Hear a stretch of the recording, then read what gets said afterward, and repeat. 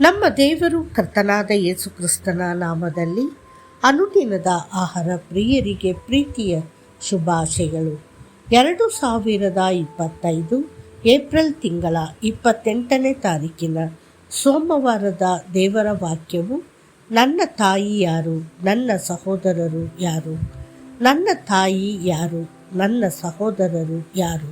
ನಂತರ ಅವನು ತನ್ನ ಶಿಷ್ಯರ ಕಡೆಗೆ ಕೈಚಾಚಿ, ಇಗೋ ನನ್ನ ತಾಯಿ ಮತ್ತು ನನ್ನ ಸಹೋದರರು ಎಂದು ಹೇಳಿದನು.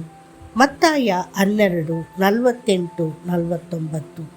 ಆತನ ಭೂಲೋಕದ ಸೇವೆಯ ಸಮಯದಲ್ಲಿ ಅನೇಕರು ಯೇಸುವಿನ ಅಧಿಕಾರವನ್ನು ಪ್ರಶ್ನಿಸಿದರು. ಫರಿಸಾಯರು, ಯಹೂದ್ಯರು, ನಿನಗೆ ಈ ಅಧಿಕಾರವನ್ನು ಯಾರು ಕೊಟ್ಟರು ಎಂದು ಕೇಳಿದರು. ಲೂಕ 20:2. ಆದರೆ ಯೇಸು ಸ್ವತಃ ಒಂದು ಆಳವಾದ ಪ್ರಶ್ನೆಯನ್ನು ಹಾಕಿದನು. ನನ್ನ ತಾಯಿ ಯಾರು, ನನ್ನ ಸಹೋದರರು ಯಾರು? ಅವನು ಆಳವಾದ ಸತ್ಯವನ್ನು ಬಹಿರಂಗಪಡಿಸುತ್ತಿದ್ದನು. ದೇವರ ಚಿತ್ತವನ್ನು ಮಾಡುವವರೇ ಆತನ ನಿಜವಾದ ಕುಟುಂಬ. ಅಪೊಸ್ತಲನಾದ ಪೌಲನು ಈ ಆಧ್ಯಾತ್ಮಿಕ ಮಾತೃತ್ವವನ್ನು ಸಾಕಾರಗೊಳಿಸಿದನು. ಗಲಾತ್ಯದವರಿಗೆ ಬರೆದ ಪತ್ರದಲ್ಲಿ ಅವನು ಹೀಗೆ ಬರೆದನು: ನನ್ನ ಮಕ್ಕಳೇ, ಕ್ರಿಸ್ತನು ನಿಮ್ಮಲ್ಲಿ ರೂಪುಗೊಳ್ಳುವವರೆಗೂ ನಾನು ನಿಮಗಾಗಿ ಮತ್ತೆ ಹೆರಿಗೆಯಲ್ಲಿ ಪ್ರಯಾಸಪಡುತ್ತೇನೆ. ಗಲಾತ್ಯದವರಿಗೆ 4:19. ಅವನು ರೋಮಾಪುರದ ಸೆರೆಯಾಳಾಗಿದ್ದರೂ ಒನೇಸಿಮನನ್ನು ತನ್ನ ಆಧ್ಯಾತ್ಮಿಕ ಮಗು ಎಂದು ಉಲ್ಲೇಖಿಸುತ್ತಾ ಆತ್ಮಗಳನ್ನು ಘೋಷಿಸುವುದನ್ನು ಮುಂದುವರೆಸಿದನು. ಫಿಲೆಮೋನ 1:10. ಅದೇ ರೀತಿ ಪ್ರವಾದಿಯಾದ ಯೆರೆಮೀಯನು ಸಹ ದೇವರ ಜನರಿಗಾಗಿ ತಾಯಿಯ ಹೃದಯವನ್ನು ಹೊಂದಿದ್ದನು.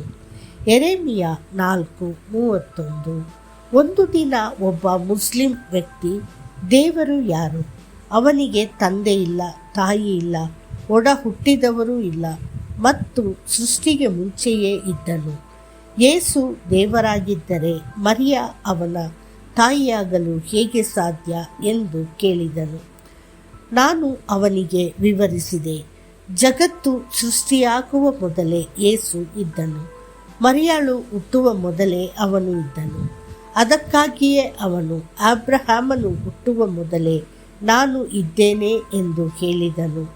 ಯೋಹಾನ 8:58.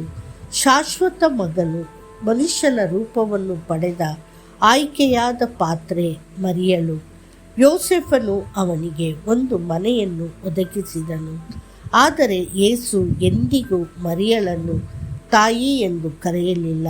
ಬದಲಾಗಿ ಅವನು ಅವಳನ್ನು ಸ್ತ್ರೀಯೇ ಎಂದು ಸಂಬೋಧಿಸಿದನು.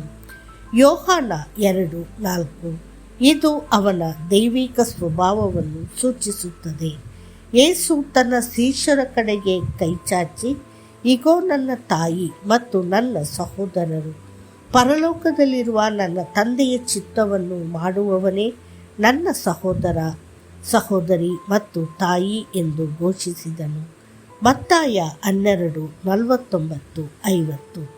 ದೇವರ ಮಕ್ಕಳೇ, ನೀವು ತಂದೆಯ ಚಿತ್ತಕ್ಕೆ ವಿಧೇಯರಾಗಿ ನಡೆದರೆ ನೀವು ಕ್ರಿಸ್ತನ ಕುಟುಂಬವೆಂದು ಎಣಿಸಲ್ಪಡುತ್ತೀರಿ. ಆತನ ತಾಯಿ, ಆತನ ಸಹೋದರ ಮತ್ತು ಆತನ ಸಹೋದರಿಯಾಗಿ. ಮತ್ತಷ್ಟು ಹೆಚ್ಚಿನ ಧ್ಯಾನಕ್ಕಾಗಿ, ಆದ ಕಾರಣ ಆತನು ಅವರನ್ನು ಸಹೋದರರೆಂದು ಕರೆಯಲು ನಾಚಿಕೆ ಪಡದೆ, ನಿನ್ನ ಹೆಸರನ್ನು ನನ್ನ ಸಹೋದರನಿಗೆ ಪ್ರಕಟಿಸುವೆನು, ಸಭೆಯ ಮಧ್ಯದಲ್ಲಿ ನಿನ್ನನ್ನು ಸ್ತುತಿಸುವೆನು ಎಂದು ಹೇಳುತ್ತಾನೆ. ಇಬ್ರಿಯರಿಗೆ 2:11 ಮತ್ತು 12. ಕರ್ತನು ನಿಮ್ಮನ್ನು ಆಶೀರ್ವದಿಸಲಿ. ಆಮೆನ್.